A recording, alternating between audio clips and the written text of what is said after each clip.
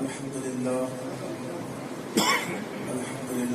وحده والصلاة والسلام على من لا نبي بعده أما بعد فأعوذ بالله من الشيطان الرجيم بسم الله الرحمن الرحيم ورفعنا لك ذكرك قال الله تبارك وتعالى في كلام المجيد والفرقان الحميد إن الله وملائكته يصلون على النبي يا أيها الذين آمنوا صلوا عليه وسلموا تسليما الصلاة والسلام عليك يا سيدي يا رسول الله وعلى آلك وأصحابك يا سيدي.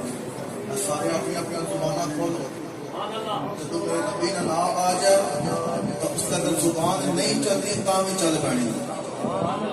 الصلاۃ والسلام علیک یا سیدی یا رسول اللہ وعلی آلک واصحابک یا سیدی یا حبیب اللہ.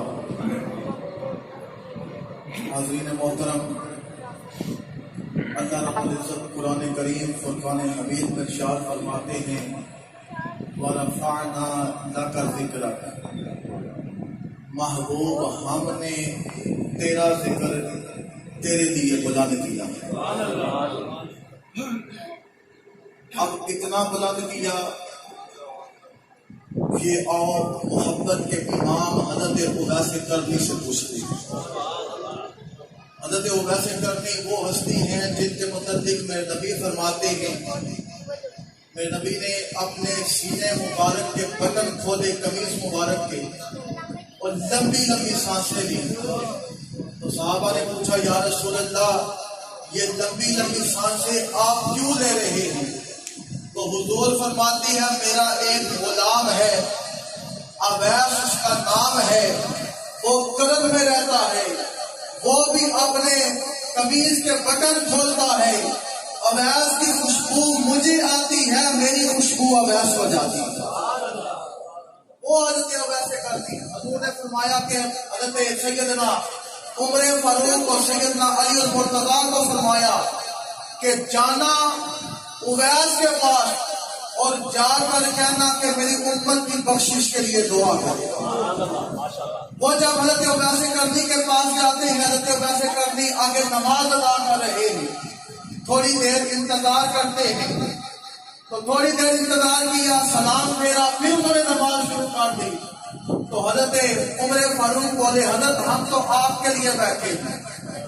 آپ فرماتے ہیں بولو کیا کام ہے؟ وہ کہتی ہے پہلے آپ نماز ادا کر لیں اس کے بعد کام بتائیں گے. آپ فرماتے ہیں نہیں، نماز تو کبھی ختم نہیں ہوگی، تم بتاؤ کام کیا ہے؟ آپ کہتے ہیں حضرت ہمارے ساتھ 2 منٹ بیٹھے تو صحیح. وہ ان کی طرف منہ کر کے بیٹھ جاتی ہیں. بولو اب بولو حکم کیا ہے؟ وہ کہتی ہیں میرا نام عمر بن خطاب ہے، میں وقت کا خلیفہ ہوں اور یہ ساتھ جو ہیں یہ علی المرتضیٰ ہے. وہ کہتے ہیں کہ حکم کریں آپ کیوں آئے ہیں؟ وہ کہتے ہیں حضرت میرے نبی نے فرمایا تھا اویس کے پاس جانا اور کہنا کہ میری امت کی بخشش کے لیے دعا کریں. اب بیٹھے ہیں، باتیں ہو رہی ہیں تو حضرت اویس کرنی پوچھنے لگے حضرت عمر بن خطاب سے اور حضرت علی المرتضیٰ سے کہ آپ بتاؤ کبھی میرے مصطفیٰ کو دیکھا بھی ہے؟ کن کو کہا جا رہا ہے؟ بولو صحابیوں کو کہ کیا کبھی مصطفیٰ کو دیکھا ہے؟ وہ کہنے لگے حضرت جن کی باتیں سنا رہے ہیں وہی تو محمد مصطفیٰ ہے. آپ فرماتی ہیں اللہ کی عزت کی قسم جس نظر سے خدا نے دیکھا ہے تم لوگوں نے ویسے مصطفیٰ کو دیکھا ہی نہیں. کہتی ہیں اگر ہم کچھ سمجھے نہیں. کہتے ہیں کہ جتنا تم صحابہ لوگ میرے نبی کے نور کو برداشت کر سکتے تھے اتنا رب نے میرے نبی کے نور کے پردہ کو ہٹایا. پھر جتنا جبرائیل برداشت کر سکتا تھا اتنا میرے رب نے نبی کے پردے کو ہٹایا. جتنا انبیاء دیکھ سکتے تھے اتنا رب نے میرے نبی کے نور کے پردے کو ہٹایا. پھر معراج کی رات کو رب نے جب مصطفیٰ کو بلایا تو ایک مقام وہ بھی آیا جہاں پہ جبرائیل ہاتھ جوڑ کے کھڑا ہو گیا یا رسول اللہ اس سے آگے نہیں جا سکتا.